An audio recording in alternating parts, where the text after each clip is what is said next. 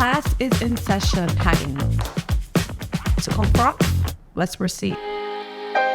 Taking just be. Don't take it. Hi my loves, welcome back again to my YouTube channel, or welcome to my YouTube channel. My name is Valerie and I am an advocate of leveling up, becoming your best self and living the life of your dreams. In today's video, we are going to be talking about something that is super important, and is how to enter your wealthy woman or rich woman era. I will be focusing more on the rich woman era because that is where I am at the moment. So without getting into it, let's get right into this video. Like I said, class is in session, and so let's get started.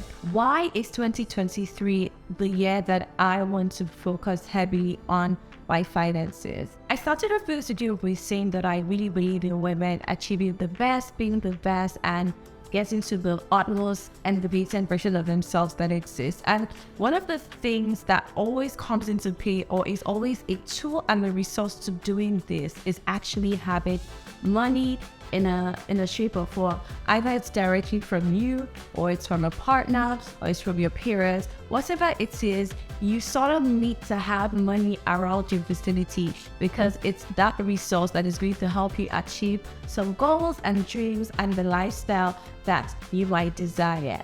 And the thing about money is that most people are raised up in a situation where money is treated as a bad thing, it's treated as a problem. But the truth is that money is a tool. Even the Bible kind of like explains. I know people say the Bible said money is the root of all evil, but if you really go back and read and try to understand that scripture and go beyond that word, like, you see that money is a tool and a resource, and what your experience with it would be is how you choose to allow money to work for you. Am I making sense? To confront, let's proceed. So as I am focusing on my rich woman era, my goal is to make sure that I have enough resources to do whatever it is that I need to do to achieve the lifestyle of my dreams. And if you're looking to do the same, this is how to get started. This is supposed to be the start of book. Let's assume that you don't know anything about, being a rich woman or getting your finances in order, and you want to start today. This video is your guide and your Bible to direct you in what you need to do. Now, the first thing that you need to do on this journey is that you actually need to understand where you are financially. So you need a total picture of what your financial situation is. Are you in debt? Do you have loans that you're trying to repay? Do you have income? What are all the sources of income that you have? What is your current situation? Do you have family members that you're supporting? Are you responsible for certain, things in your home? You just want to do a holistic picture of what your entire financial situation is.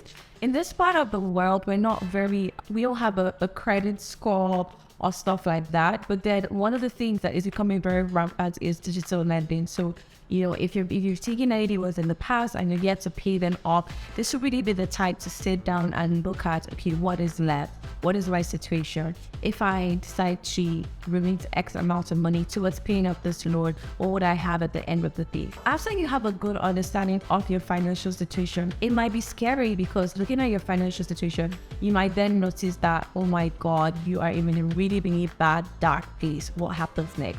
I'll start off by saying that you need to overcome your limiting beliefs and your scarcity mindset. There's this thing where the world looks at people who do have income or who do have wealth as the problem.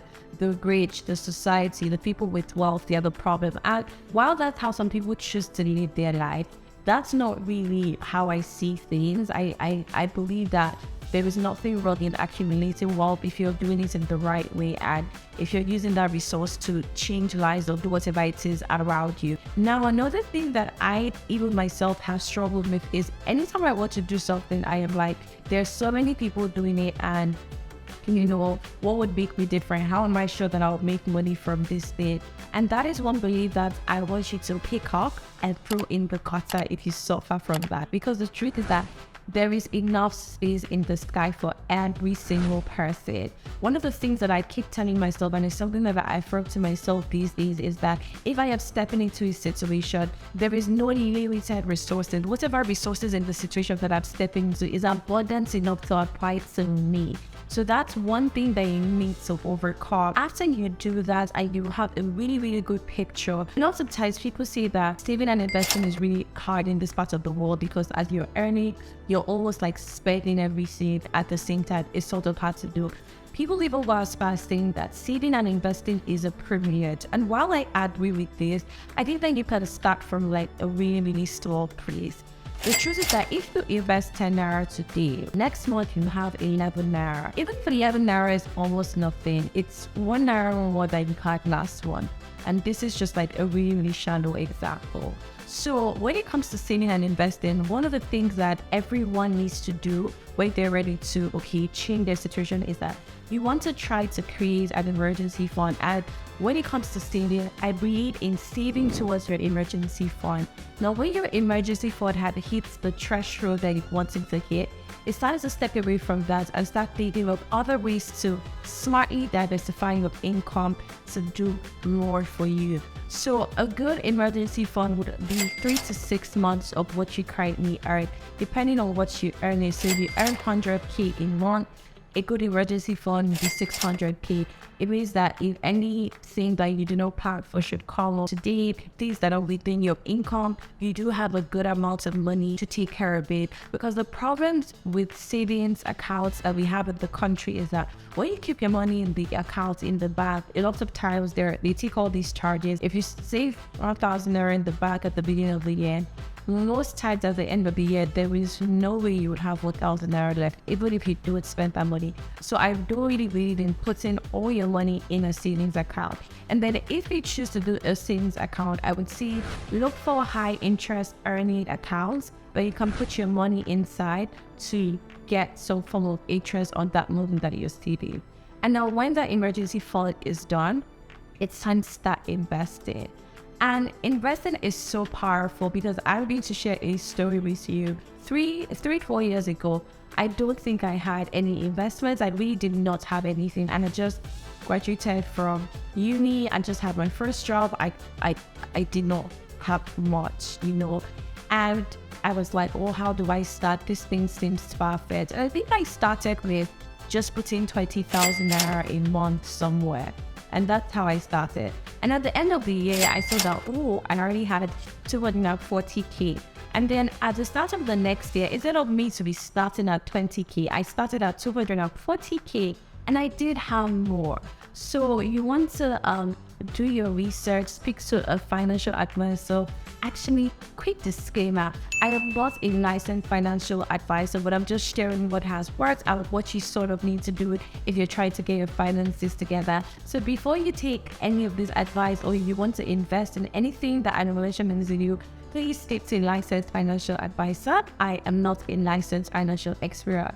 I'm just sharing my experiences. Try and do your research, find good things to invest in. There's so many apps, find the ones that are trustworthy and try to understand what they're using your money for so that you're able to keep an eye out on it. So you want to do the work, learn, acquire knowledge, what is saving, what's compound interest, what's all these things. You want to take the time and understand what these things mean so that when you get an email and you see what's happening, you understand and no one is like confusing you or taking you for idiots.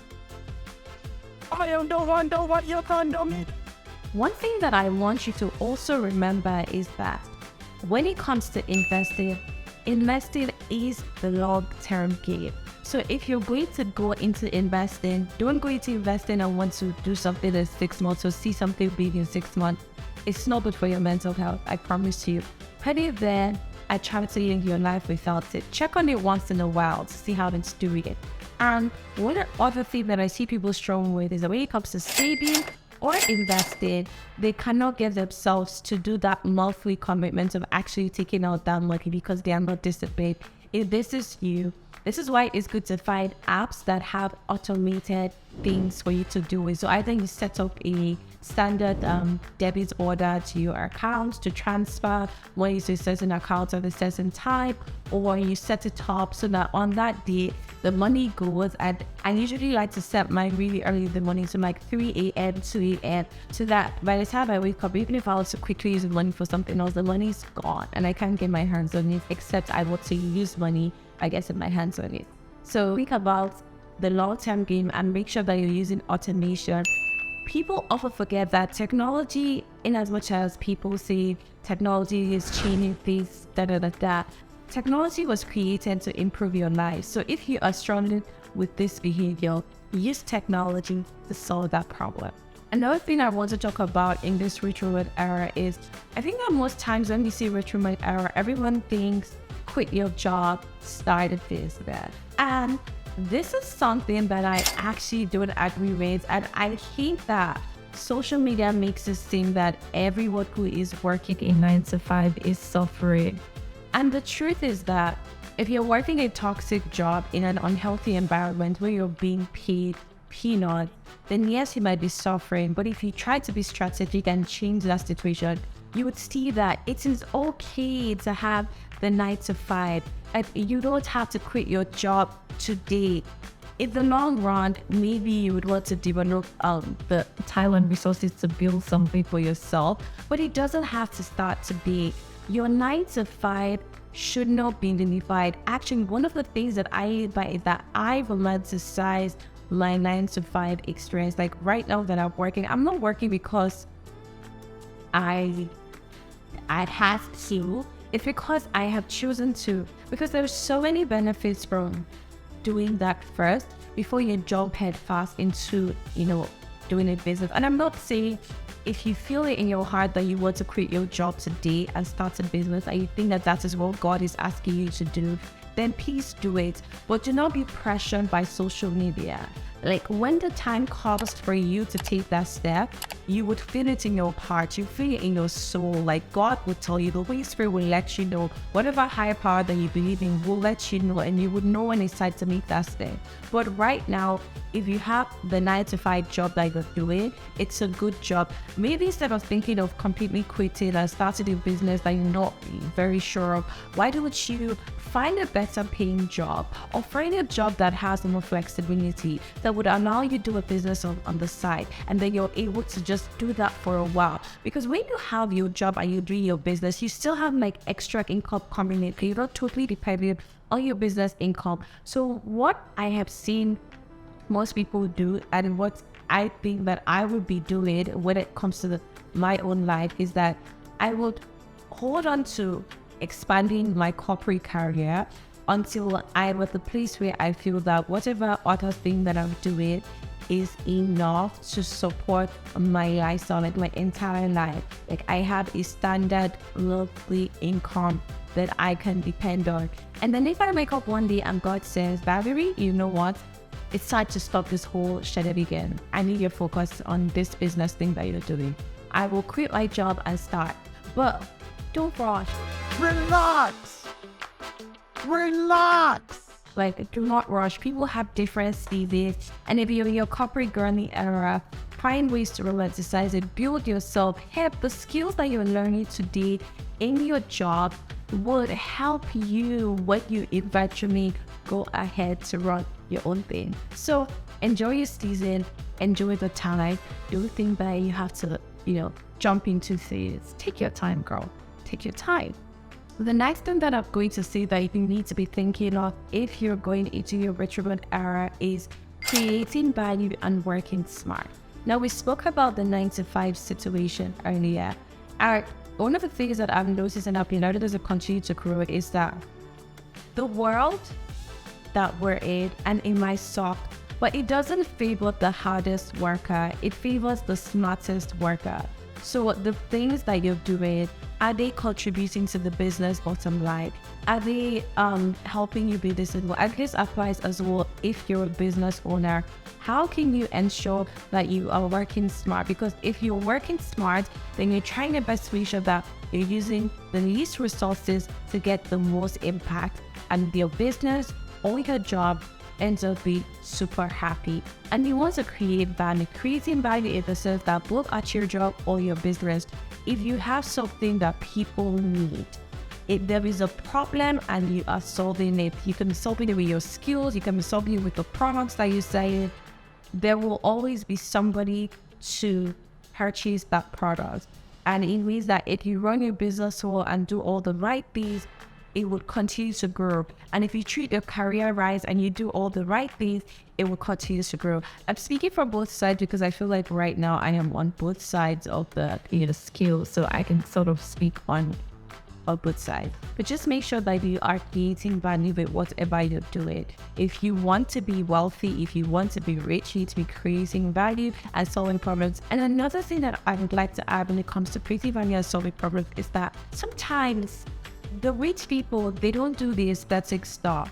Like, not everyone is going to become super wealthy from running a tech business. Or not everyone is going to become super wealthy from being an influencer. Sometimes your breakthrough is lying in maybe making healthy juices, or your breakthrough is lying in helping companies eradicate waste in estates or help, like stuff like that.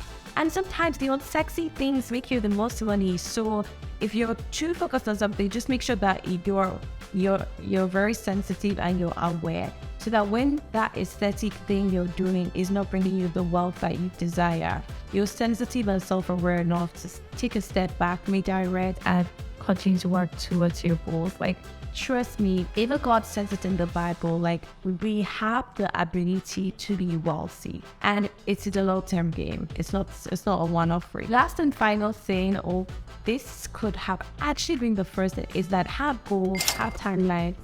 Okay, at the end of 2033, I want to have earned $20,000 in business revenue. At the end of 2023, I want to have $10,000 in savings. And one of the things that I've learned that has really helped me, I'm Christian, so I would be making lots of references to that, is trying to set goals with God. At that beginning of this year, I was like, oh, I want this, but it's not, I'm not just hoping on myself to want this, right? It's like, God, this is what I want, but it's also, okay, God, I know that this is hard work. What do I need to do to get this thing that I want? So just make sure that you have goals, you have things that you're setting your eyes on. You surround yourself with people who are on the same journey as you. I have some other videos where I was talking about finances, so I'm saying then where we speak about managing your resources better and all that stuff to enter your retirement era. But one of the things that I would say you really need, if this is the era that you're in, is that you surround yourself with people who know like better than you in the topic of money. Because the truth is that as women, we do not discuss finances enough, and that's what helps men be more successful than we are. If a group of men are in this room, they would have spoken about business, they would have struck business deals, they would have done so much. But me, I don't want to share with her what I'm doing for my finances. Like, she doesn't want to share with me. So, and it's very hard because money is a very sensitive topic. But surrounding yourself either with maybe business speaking part is successful and they were inspired to be, or career people who are really got hard, they've already lost and they were inspired to be. Or surround yourself with people who are doing both career and business and are succeeding at it. Whatever it is, there is room and there is space for everyone. These are just like my few pointers on anyone who is trying to get started or being rich or wealthy. And I feel that we hear this oftentimes. Well, if you are going to create wealth, you do need multiple streams of income. If you're working, if your job is your only source of income and you're trying to be wealthy, like what happens if you're laid off? What then is going to happen? If you offer a service-based business and that's the only thing that's bringing you income when you're trying to be wealthy, what happens if maybe you're a painter and you twist your arm and you can't paint anymore? What happens at that point? So you want to make sure that you're looking at situations to do this. So if you say, for example, you are a career person, that's your one stream of income. The second stream of income could be that you having a fashion brand.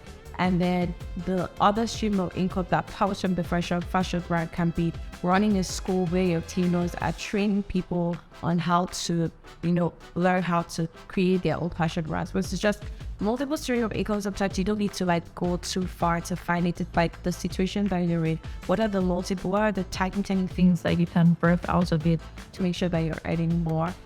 Another thing that I want to add when you're working or being in your rich woman era is that while I have shared tips on making money, on doing things to make sure that maybe you're earning more, working smarter on with that, but like I shared at the beginning of this video, you need to step away from that scarcity mindset. And stepping away from the scarcity mindset means that not everything that you do has to be a money-making ordeal. Because the truth is that as a rich woman, we want to enjoy life.